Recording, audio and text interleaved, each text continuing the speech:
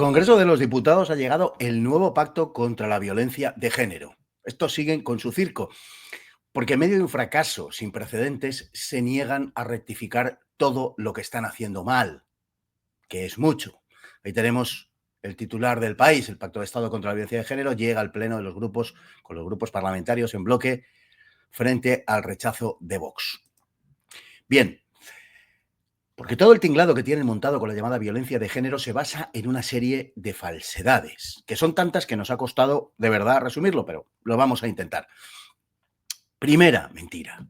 Todos habéis oído hablar de que las denuncias falsas son el 0,01 del total de denuncias. Vamos, que no existen. Esta afirmación es una media verdad que, como siempre, es la mayor de las mentiras y es en torno a la cual gira el resto del argumentario. No hay denuncias falsas. Pero esto pues resulta ser bastante falso. ¿De dónde sale la cifra del 0,01% de denuncias falsas de violencia de género por parte de la Fiscalía del Estado y del Consejo General del Poder Judicial? Bueno, pues eso es precisamente lo que vamos a contar, porque ese 0,01% es el porcentaje de denuncias que son determinadas como falsas por un juez. Lo que no te dicen es que solo el 22,3% de todas las denuncias por violencia de género, solo el 22,3% terminan en condena.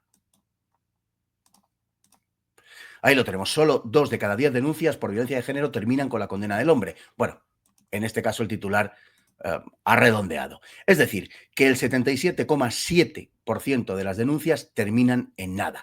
Son datos que he sacado del Observatorio contra la Violencia de Género del Consejo General del Poder Judicial. Datos que abarcan los últimos 20 años, desde 2004 hasta el presente. Lo repetiré, el 77,7% de las denuncias o no son estimadas o son sobreseídas o los acusados son declarados inocentes. Y esto con la legislación actual, que como nadie ignora, favorece a la denunciante. Y es que estamos ante una auténtica caza de brujas que tiene una clara finalidad ideológica y, por supuesto, chiringuitera. Segunda mentira. Las denunciantes están desprotegidas, por lo que los casos serían en realidad muchos más. Bueno, sin negar que esto pueda suceder en algunos casos, que efectivamente haya mujeres que estén desprotegidas, lo cierto es que la legislación favorece a la denunciante siempre y por sistema.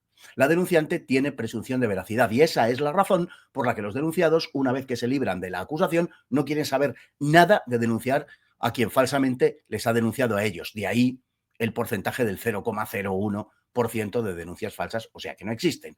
Además, los fiscales no abren de oficio causas contra quienes han denunciado sin obtener condenas, por muy escandaloso que haya sido el caso. La Fiscalía no actúa. La Fiscalía no persigue las denuncias falsas por violencia de género. Bien. Y esa es la razón por la que las condenas son mínimas, de modo que es exactamente al revés de lo que quiere el discurso oficial. Tercera mentira. Las condenas por violencia de género gozan de todas las garantías. Pues mirad, no. Es suficiente el testimonio de la denunciante para condenar al acusado. La norma dice que basta con que ella lo sostenga convincentemente ante un tribunal, sin mayor necesidad de pruebas. De hecho, según los datos del Consejo General del Poder Judicial, más de 1 de cada 3 condenas carecen de otra prueba que no sea la palabra de la denunciante, concretamente el 33,8% de las denuncias que terminan en condena. Lo son sin otra prueba alguna que no sea la palabra de la denunciante, como decíamos antes. La declaración de la víctima como única prueba de cargo para condenar en violencia de género, considerando que la denunciante sea la víctima, que habría que ver y que es lo que hay que poner en claro. Es decir, que uno de cada 3 condenados lo es con la sola prueba de la palabra de la denunciante. Basta con que el juez la considere convincente. Vamos, lo que viene siendo seguridad jurídica. Cuarta mentira. España es un país en el que la llamada violencia de género es especialmente preocupante. Pues resulta que es completamente al revés. España es el último país de los grandes países de Europa en la llamada violencia de género. Si consideramos a los países europeos en su conjunto, veréis: Malta, Islandia, Croacia, Lituania, Hungría, Finlandia, Alemania, Albania, Suecia, Chequia, Montenegro, Francia, Inglaterra, Italia u Holanda son los 15 primeros países en número de mujeres asesinadas por sus parejas, naturalmente en términos proporcionales. España, felizmente, es uno de los países con menor violencia de la llamada de género, pero este dato, del que deberíamos congratularnos objetivamente, se omite sistemáticamente. España, uno de los países europeos con menos feminicidios. Bueno, esa es la realidad que tenemos. La razón de esta ocultación es obvia. El que España sea un país con una muy baja tasa de violencia de género rompe el relato de que es un país machista a causa de sus raíces católicas y latinas, del franquismo y bla, bla, bla, bla, bla, bla.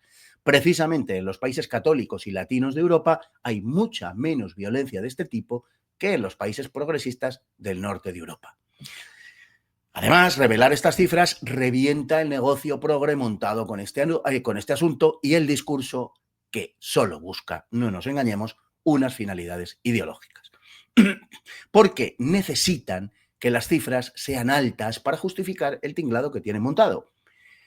Hay numerosos casos en los que la muerte de una mujer a manos de un hombre no tiene nada que ver con el deseo del varón de causar a la otra persona un daño específico por ser mujer.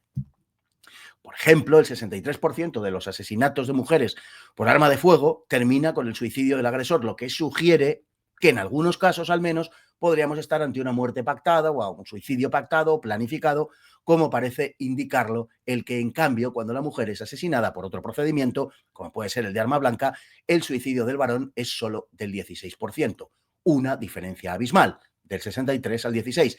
Lo mismo ocurre con otros muchos casos. Basta con que el hombre sea el agresor y la mujer la víctima, mediando alguna relación de carácter, digamos, afectivo entre ambos, para que se compute como un crimen de género, aunque la razón haya sido pues, la drogadicción, el alcoholismo o una disputa por cualquier otra cuestión, qué sé yo, una herencia, en fin. Si media relación entre ambos es violencia de género, a base de ignorar deliberadamente el contexto. Todo es bueno para el convento. Quinta mentira. Los extranjeros no delinquen más que los españoles. Esta es gorda, me refiero a la mentira. Porque más que mentira es directamente, sencillamente, una ocultación de datos. Los últimos, precisamente oficiales, que son de la primera mitad de 2024, de los que no se hacen eco los medios de comunicación, nos hablan de que el 50% de los asesinatos de la llamada violencia de género son cometidos por extranjeros. La mitad de los asesinatos de muerte en lo que va de año ha sido cometido por extranjeros. The Objective. En Cataluña, el 91% de los condenados por agresión sexual son extranjeros. El 91%. Pero vamos, sin irnos a ese caso extremo, en general, si tenemos en cuenta que el porcentaje de extranjeros en España es de un 13%, quizá no llegue, pues resulta que los extranjeros cometen 3,5 veces más asesinatos de mujeres que los españoles. Esto lo podría entender hasta Susana Griso si se lo explicas despacio. Pero claro, esto no lo publica la prensa, esa prensa que lucha contra las fake news, porque no se puede estigmatizar a un grupo social. Y no se puede estigmatizar a un grupo social cuando ese grupo social es el 13% de la población, pero sí cuando es el 50% de la población, que es el caso de los varones en general. Ya sabes, el violador eres tú. Sexta mentira. Hay muchas menos denuncias que los casos que se producen realmente. Bueno, como hemos visto, más de 3 de cada 4 denunciados, el 77,7%, son judicialmente inocentes. Y son inocentes, porque el no ser declarado culpable sigue significando que se es inocente por lo menos hasta febrero de 2025 en España. Por lo tanto, no es aventurado afirmar que la mayoría de las denuncias carecen de base alguna, que son gratuitas, porque las falsas denunciantes saben que si no se salen con la suya, no tendrán ninguna sanción. La relación entre la posible ganancia y el muy improbable castigo hace atractiva la denuncia falsa. El sistema promueve a sabiendas las denuncias falsas. Solo ese argumento explicaría la proliferación de denuncias que, por supuesto, suben cada año. Pero es que hay más, mucho más. Perdón. La Unión Europea asigna fondos a las organizaciones que se dedican a la sensibilización y apoyo a las víctimas. Fondos que se distribuyen de acuerdo a las, leo literalmente, necesidades y propuestas de cada país y organización beneficiaria. Es fácil deducir que si los fondos se distribuyen en función de las necesidades y propuestas, a mayor número de casos, más necesidades, más fondos. Por cierto, que esos fondos solo en un 4% van a parar a las víctimas en forma de renta. El resto, de acuerdo a la información oficial, se dedica pues, a infraestructuras, programas de prevención, centros de atención, formación, en fin. Vamos, que una gran parte de esto va directamente al chiringuiteo. ¿Cuánto? Pues es imposible saberlo, pero desde luego mucho. Y es imposible saberlo, además, bueno, pues porque existe una absoluta opacidad, por ejemplo, en la asignación de los fondos europeos, sin ir más lejos, de los fondos europeos destinados a esto. Así es como funciona, que es de lo que se trata, por más que las verificadoras, como Maldita y Neutral y otras, en fin, mienten y se inventen lo contrario. Aquí tenéis la información disponible sobre esos fondos. Como veis, en esta tabla tenemos a la izquierda los países y después las cifras de asignación de fondos.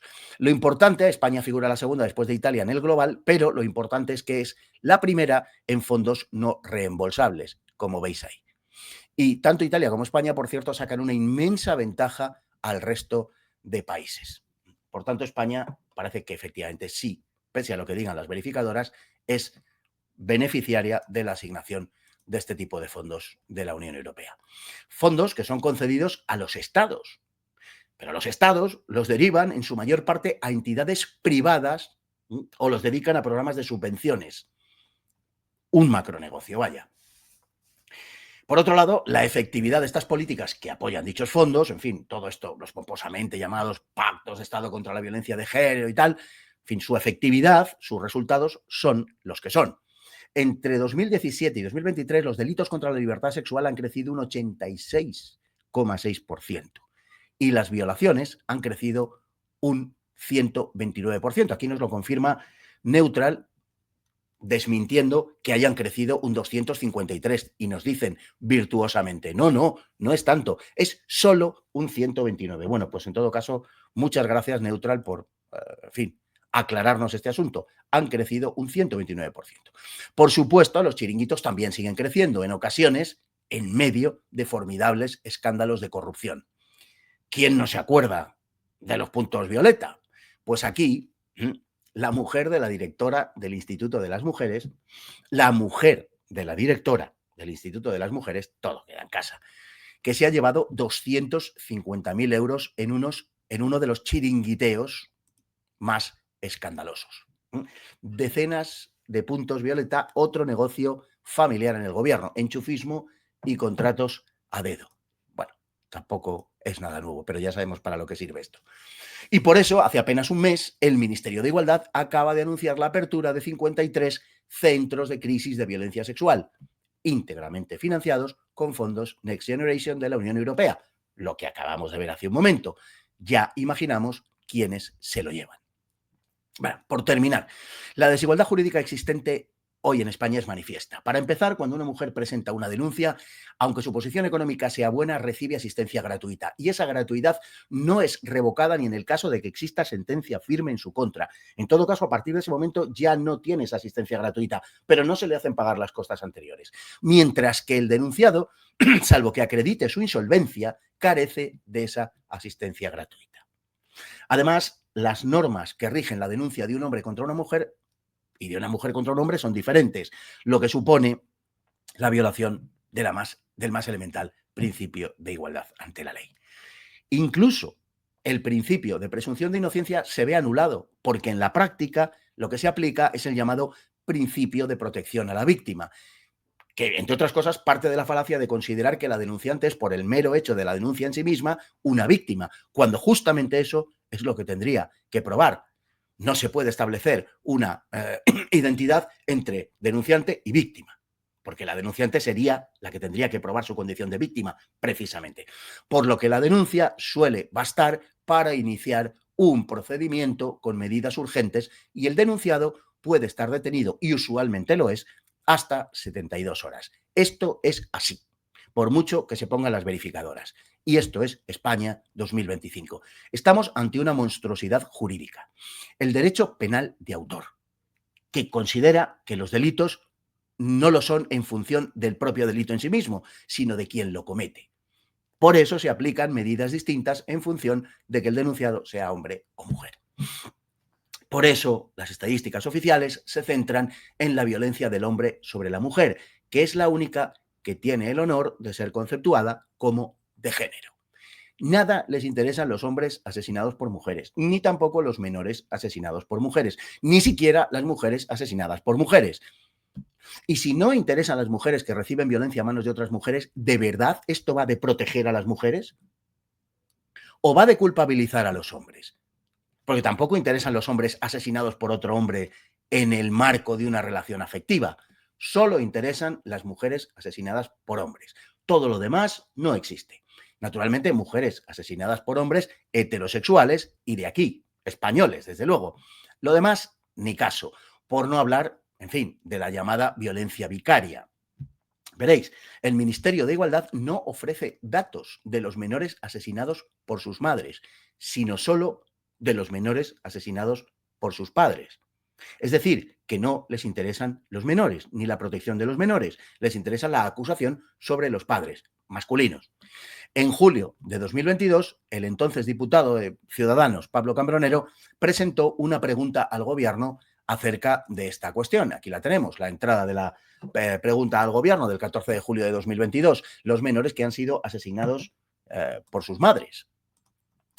No le hicieron ni caso, naturalmente. El sesgo es tan gráfica y repugnantemente evidente que no hay más preguntas, señorías, del Congreso de los Diputados. Pueden hacer ustedes todos los pactos de Estado que quieran. La violencia sexual continuará ascendiendo y todo esto va a desembocar en dos cosas, que es de lo que se trata. Una, más pasta para sus chiringos. Y dos, más control de la población, porque ya están ustedes, putrefactas señorías, en lo que con el discurso de que lo más preocupante es el aumento de las agresiones de los menores por culpa de la pornografía, de las agresiones sexuales. Y esto nos lleva al control digital, que es lo que ustedes buscan, putrefactas señorías, como excusa para acallar la disidencia. ¿Qué nos vamos a creer de ustedes a estas alturas cuando quienes impulsan todo este tinglado resulta que son gente acusada, que es gente acusada de acoso sexual o son acreditados clientes de las más variadas casas de putas a lo largo y ancho de la geografía patria? Ustedes están, y desde luego en eso no se les puede negar coherencia, en sacar partido de las mujeres. Partido ideológico, partido económico o partido carnal. La verdad es que todo lo demás, como uno de esos acreditados acosadores suele decir, se la bufa.